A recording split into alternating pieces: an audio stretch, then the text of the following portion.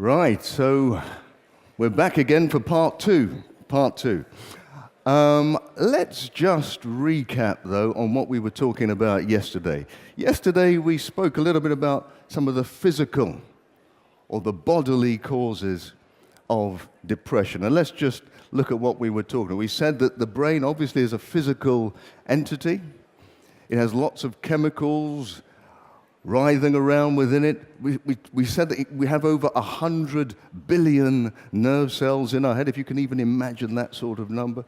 It's amazing. And each cell has over 1,000 different connections. We also talked about the fact that the nerves, they have on their endings synapses. And the synapses are the gaps between nerves, and that's where chemicals go from one nerve to another to excite, and this is where drugs come in to do their work. So they increase the amount of neurotransmitter in the space to make us feel a little bit better. There are certain drugs that we can take recreationally. I don't advise it because they actually cause all sorts of chronic problems. You know, there are no drugs on earth that have no side effects. There's never been a drug invented that has no side effects. So whether it's aspirin, paracetamol, they all have side effects. So when somebody tries to tell you that, oh yeah, you can take this drug, it's fine, there's no problem with it, there's no side effect, you know they're not telling the truth. That even refers to prescription medications, by the way. If anyone tries to tell you that there's no side effect to a prescription medication, you should never take it. It just means they haven't found it yet. Okay. Now, so given that fact, what I think we should do a little pause and do a little recap and understand what we have to do depression mind-keeping. Not housekeeping, but mind-keeping. Because at every stage along the way, we're going to take a pause and say, well, what can we do? What have we learned? How can we then look after our minds? So given the facts that we spoke about yesterday, what do we have to do? Let's deal with the physical. We said the right sort of diet can boost your mood. So tryptophan, we talked about that amino acid that gets converted to serotonin and dopamine, found in most of these foods, bananas, walnuts, almonds, leafy greens. If you're having that sort of food, you're building the right foundation for a better mood. Now, I'm not saying that if you eat bananas, your depression goes away. Please don't write that down. I'm not saying that. But what I am saying is, if you want to build the right foundation, if you want to clear the house and make sure it's ready for a good mood, you need to do these things. You need to eat the right foods, bananas, all those sorts of things, drink enough water, and exercise. We talked about exercise. Exercise actually is a perfect antidote to depression in that it causes the release of endorphins from your brain, which make you feel better. So the stress hormones that are being released when you're stressed can be combated by the endorphins that you release when you're exercising. There are many people today whose only treatment for their low mood and depression is making sure they exercise every day. And they treat it like medicine. There is a gentleman, you may know about him, Alistair Campbell. He used to be Tony Blair's press chief. Well, he suffers from depression, and he says unless he goes out and exercises every day, it all comes back. So there are some physical things we can do to beat depression. Right. But depression is not just a physical problem, is it? Depression has different elements, and one of the elements is the emotional element of depression. So we're going a little bit deeper now. We talked about physical, we're now going down to emotional. And what can be some of the triggers for depression in our emotions? Well, really, major negative life events. That makes sense, doesn't it? If you have a major negative life event, it can certainly make us sad. It can also then trigger us into depression. Let's look at them. So we usually talk about the 4 Ds: debt, divorce or relationship problems, disease or addictions, or death of a loved one. These 4 Ds can actually trigger us into depression. Now, that shouldn't really be surprising because these are some of the biggest things that can happen in your life. These are some of the most traumatic things that can happen in your life. And what then happens after you've had this trigger, you go on to this downward spiral of self-thought. I'm going to explain what I mean by that. It's a downward spiral of self-thought. We are then almost programmed to spend an awful lot of time thinking about ourselves.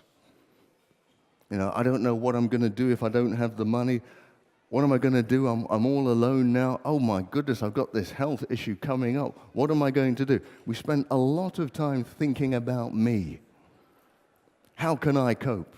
Why has it happened to me? Who can I get? Who can I get in vengeance for what has happened to me? So this is a spiral, a downward spiral of thought. And I say a downward spiral because the more you think about yourself, the worse it gets. If you keep on in that spiral, it just gets worse and worse and worse. There is no way out of it if you're always focused on yourself. And this leads to what we talked about yesterday, anger turning in towards us, which is one of the characteristics of depression. Now, if I was to ask each of you today, are you angry? I would imagine, looking at you, most of you would say no.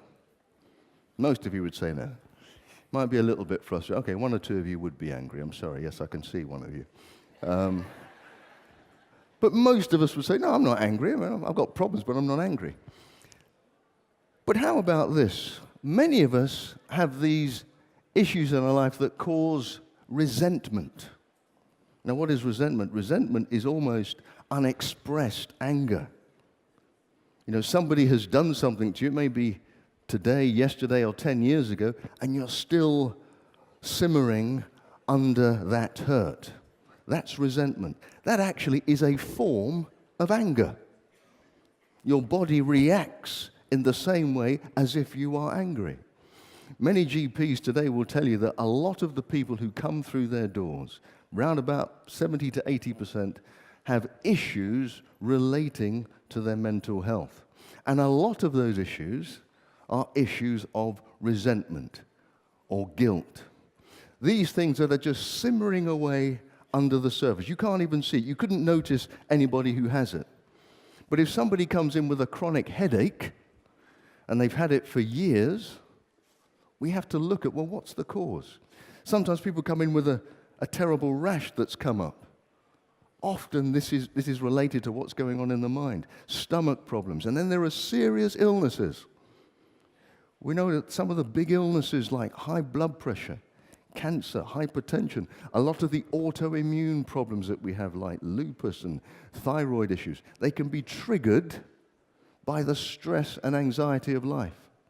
And those things can be built up if you allow resentment to continue in your life. Now, very few of us, some of us, but very few of us, fly into fits of rage. But we've seen it, right? You've seen people who fly into fits of rage. And I always ask the question, why do people blow up like that so much? Have you ever thought about that? Some people do it and some people don't. A lot of research has been done on this, and they found that we behave a lot like animals. Yes, we behave a lot like animals. You think about a lion. Think about a lion. When you see a lion roaring, what is it trying to do? Okay, it's trying to frighten, right? It's trying to frighten either another lion or something that's trying to harm it. What it's really doing is saying, look, I'm a big, strong, vicious beast. Back off. Don't come anywhere near me. And that's really what's going on when we fly into fits of rage. What we're really trying to do is say, stay away. There is something inside me that hurts, and I don't want you to get anywhere near there. Maybe you've been in a conversation, and maybe the person's feeling ashamed within. What they do, instead of talking about it, they fly into fits of rage. And that's why talking and communication is so important. You may know that over 50% of men in prison in Britain today, over 50%, have a reading age less than 10 years old. Less than 10 years old, 50%. And I think about that and I say, well, that actually does make sense to me. Because if your reading age is so low and your levels of communication are so limited, if you can't communicate, you get frustrated easier and you lash out. You know, it's a bit like a little baby. Sometimes you'll know when a baby's crying for food, right? You could detect the difference between when it's hurt and when it's crying for food. Now, if a baby was able to speak and just say, "Mum, I want some milk, please." If a baby could do that, it wouldn't really need to cry, would it? But what it does, it cries out because it doesn't have the words. What else can it do? And that's what we do when we allow the animal side of our brains to take over. We fly into fits of rage, and that rage is there to protect us, what we believe, from a shame. And we're going to be talking a bit more about that later. So, getting back to these triggers then. So these are the triggers that can lead us into depression, the 4 Ds. And let's pause again and look at some housekeeping. Housekeeping or mind keeping. The first thing we should do is, if you have any of those problems, is get help. If you have any of those, if you have a disease that you're worried about, often we're so worried we don't want to even go to the doctor. One guy said to me, I told him, "Look, you should go to your doctor and get checked out." And he said, "But I don't want to go to the doctor." I said, "Why don't you want to go to the doctor?" He said, "Because the doctor may tell me what's wrong with me." I don't want to hear that news. But it doesn't change the fact that you're still unwell. You just don't know about it. And many of us are like that. We hide. You know, the letters come through the door. You know it's a bill that you can't pay. You don't even open it up. I know I owe the money. I know I need to pay it back. But just the fact of opening the letter and seeing it, it just causes me too much stress. You know, your relationship is breaking down. You can see it breaking down in front of your eyes. You know you need help, but you just don't want to talk to anybody about it. Maybe I'm a bit embarrassed. I don't want to feel the pain of the things that are wrong with me. I mean, I confess this all the time. I probably go to counseling at least once a year. At least once a year. And when I go to counseling, the first day is always the most difficult day. Because the first day, maybe it's marriage counseling, the first day I'm presented with a list of things that I'm doing wrong. It's painful. You know, I'm going through life thinking that I'm okay. Yeah, I'm a decent chap. But you go to marriage counseling, you say, a whole list of my problems are my faults. It's painful. You don't want to go there. You feel shame. You know, sometimes you might feel a bit of anger and a bit of righteous indignation. But no, I go because as it's being worked out, I feel my stress levels coming down. As I'm able to talk about my problems as well as her problems, my stress levels start to come down.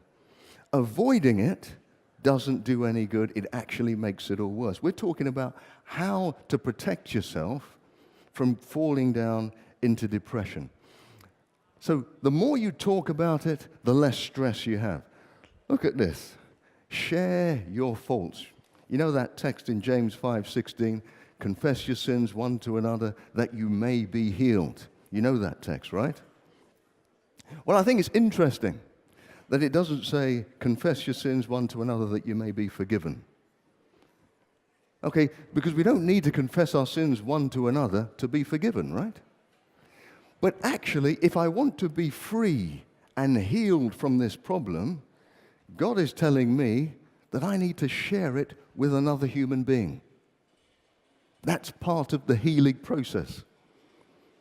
And as I say, if you've ever been to Alcoholics Anonymous, if you've ever been, you find out that you have to confess to one another that I'm an alcoholic. There is no better way to cure alcoholism than Alcoholics Anonymous today. And it's a spiritual technique First, confessing your sins to one another, seeking forgiveness, forgiving other people. It's all part of that technique. So share your faults. Don't be afraid. It is much better to go forward together. Sometimes we just can't do these things on our own. We often think that my problem is so big that I'm ashamed to even share it, and can anybody even help me? But we can always get help if we do things together. Have a look at this video.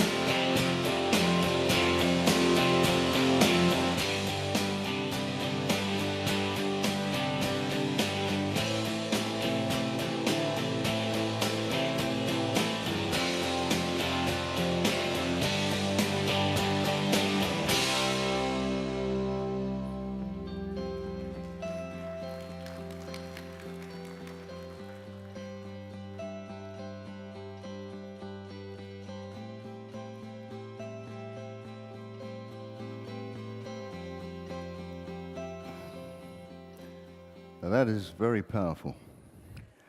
Now I put that there because I know for each of us, there are things in our life that we just think we cannot do. There are problems that are in front of us.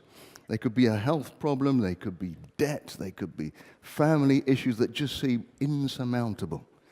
We've been trying for years and we're still in the same place.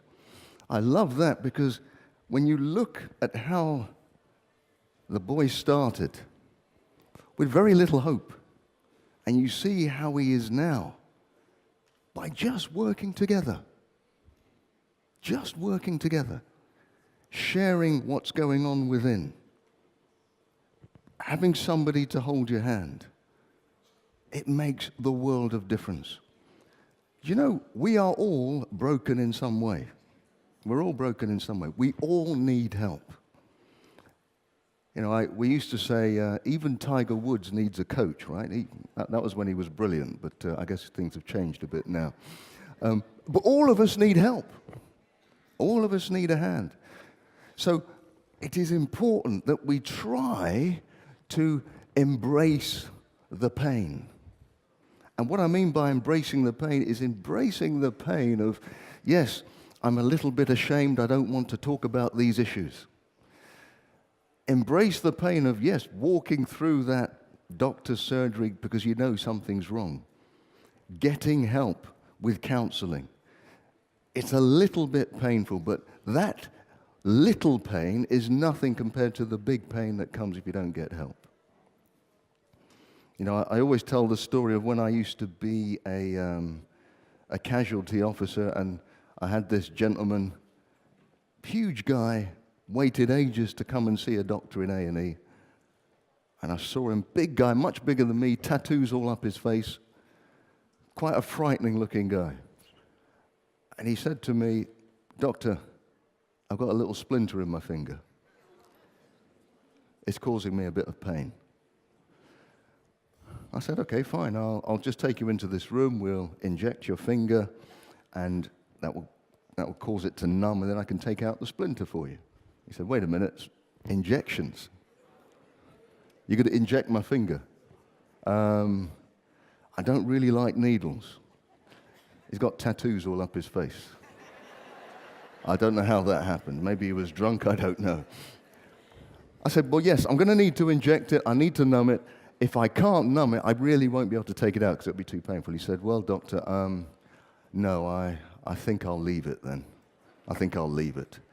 Well, obviously, he couldn't leave it because in the next few days, his finger ended up blowing up like the size of his hand. It was much too painful now. And I always remember the day he came back to A&E because there was a huge scream in the department, just a massive scream.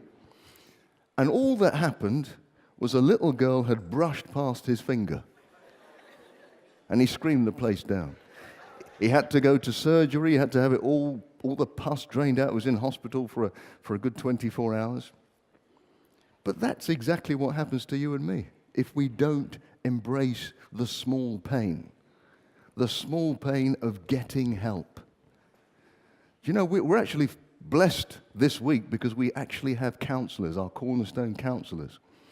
Some people may have issues that they want to talk about immediately. We have cornerstone counselors who will be here to listen.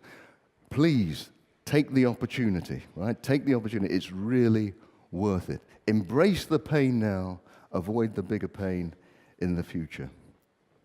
But I can hear you asking, look, but I know about the 4 Ds, definitely, the debt, the disease, the death of a loved one, and divorce. I understand that, but why is it that some people get depressed by it and other people seem to be free?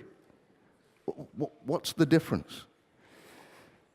Okay, some people may say, well, is it all in the genes? You may have heard that some people may say, and there's lots of evidence to suggest, that depression is genetic. Okay, so there may be a genetic predisposition for it. No gene has ever been found for depression, right? It's just never been found. If you look at all the research, and there's some very compelling arguments, they will never be able to tell you that this gene causes depression. It doesn't exist. When I was in medical school, genetics was really booming, and everybody thought that the genes would tell us about our sexuality, it will tell us about depression, it will tell us aggression. None of these genes have ever been found, okay? But what we do know, we know certain factors that will definitely predispose us for depression and disease in the future.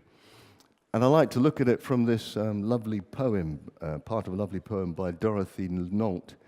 And it says this, look, if children live with criticism, they learn to condemn.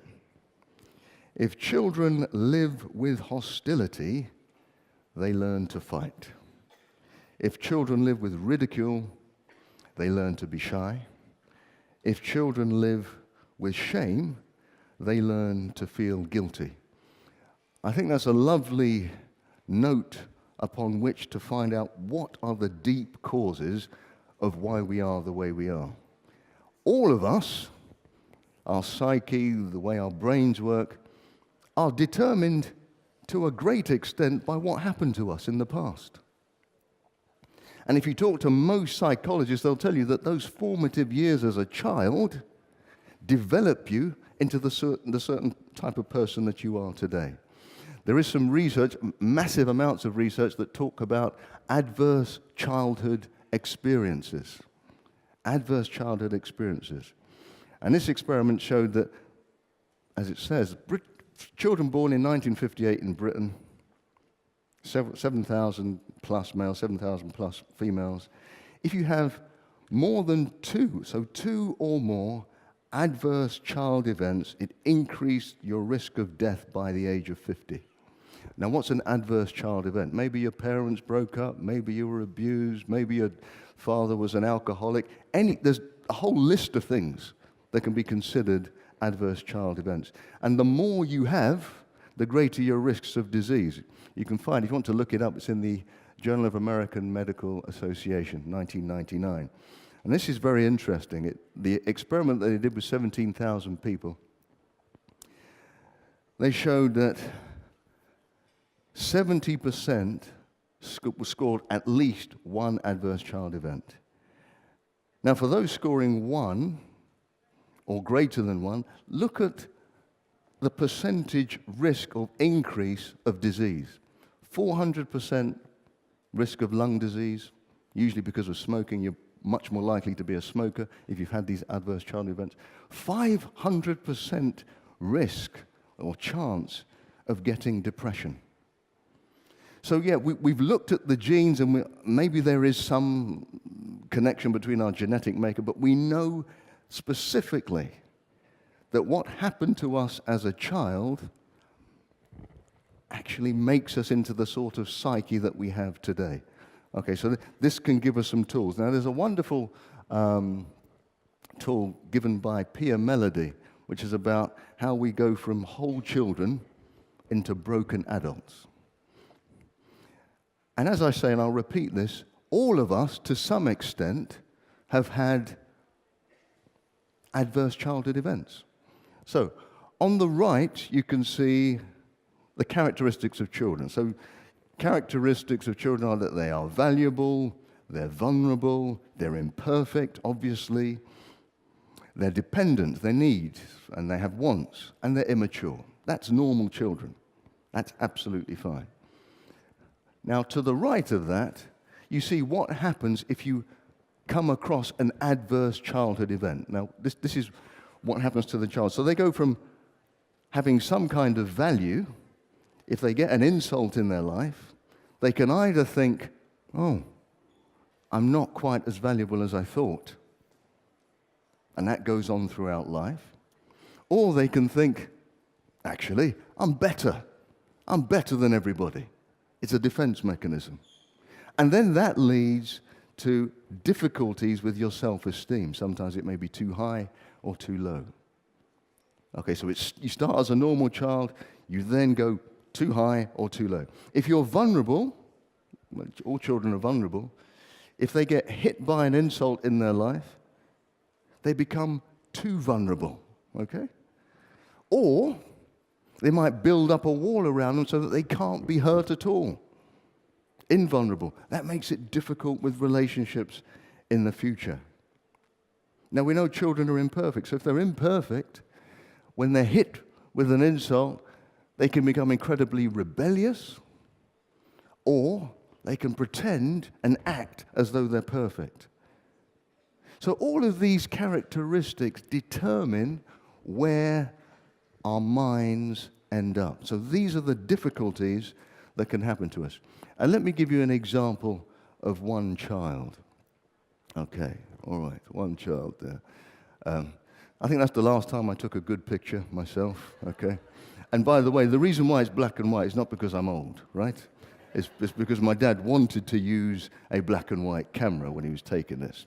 So I'm going to share with you some of my background, if that's all right, and maybe you can understand why I am the way I am. No comments, no comments. Right. So this was my mother, and this was her visiting me in Brighton. I used to live in Brighton. I lived in a foster home in Brighton. They were a lovely, loving family. I thought they were a loving family. They were good people. Now in Brighton in the 70s, there was no black people down there at all. So I was living with a white family. I was brought up by a white family. All my friends, everybody I saw was white. But that wasn't an issue for me.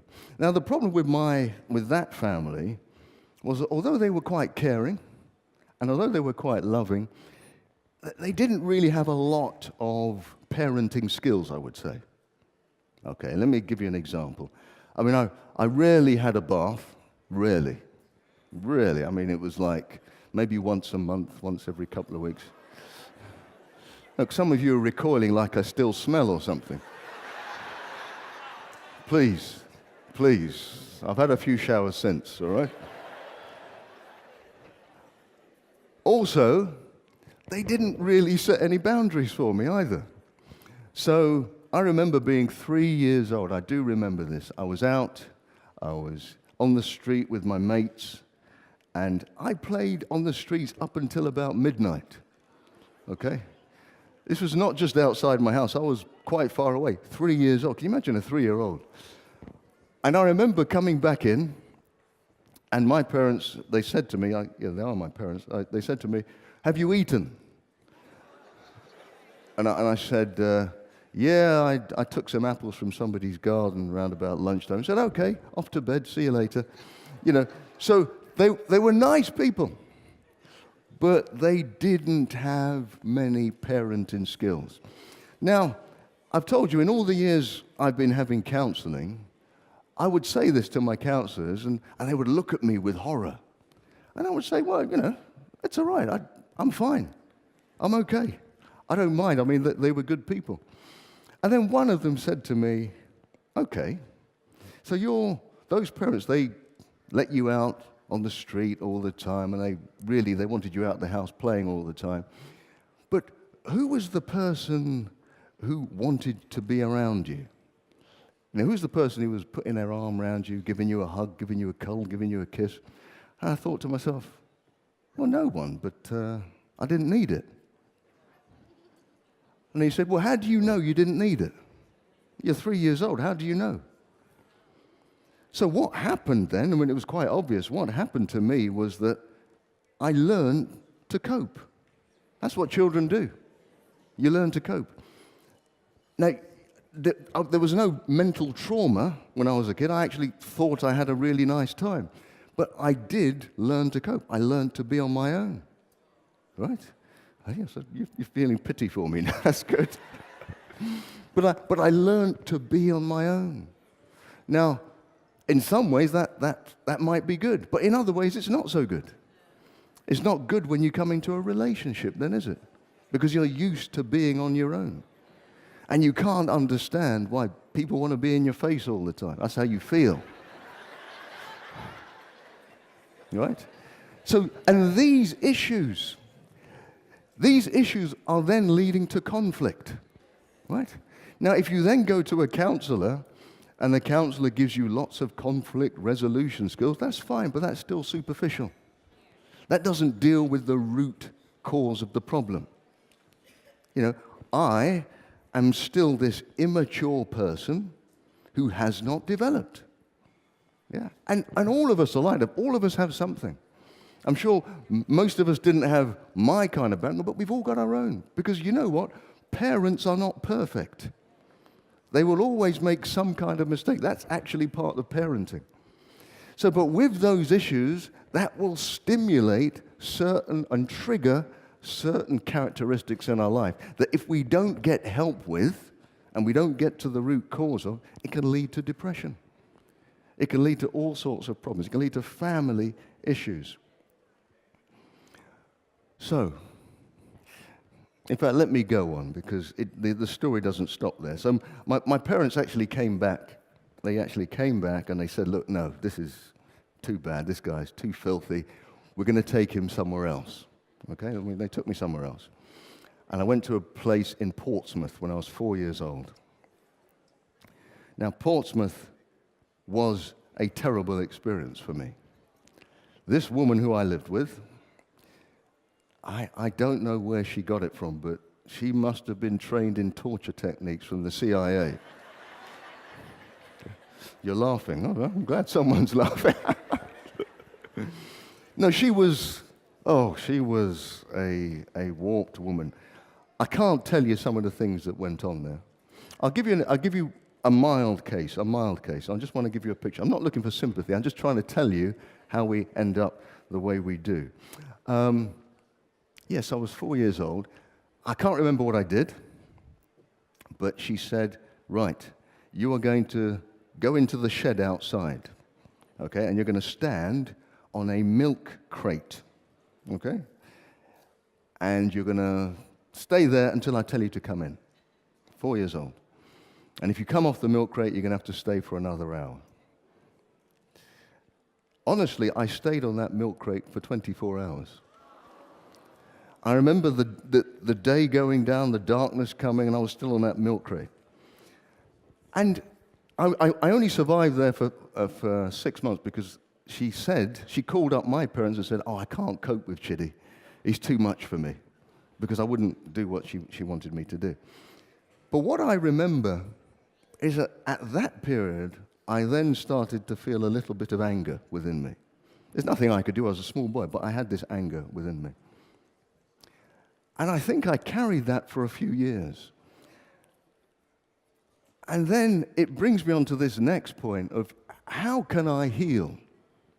How can I heal? Because that anger, as we've talked about, resentment, anger, shame, depression, that's the pattern for many of our lives, whether we realize it or not. And I have to ask the question, how then can I heal? There is only one real way to heal from something like that, and that is to look back with forgiveness. When I told my parents what happened, I didn't understand it at the time, but my mother said to me, you're going to have to forgive her. And I was a kid, I was thinking, well, what do you mean forgive? What do you mean forgive? That's not really possible.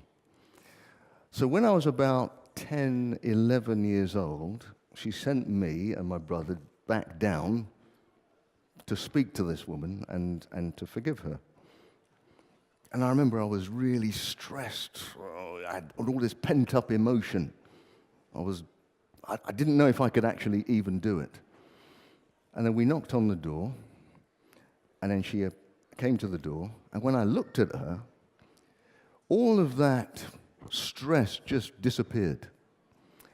And the reason for it, actually, was because I suddenly felt pity for her, okay? Because she was now severely disabled.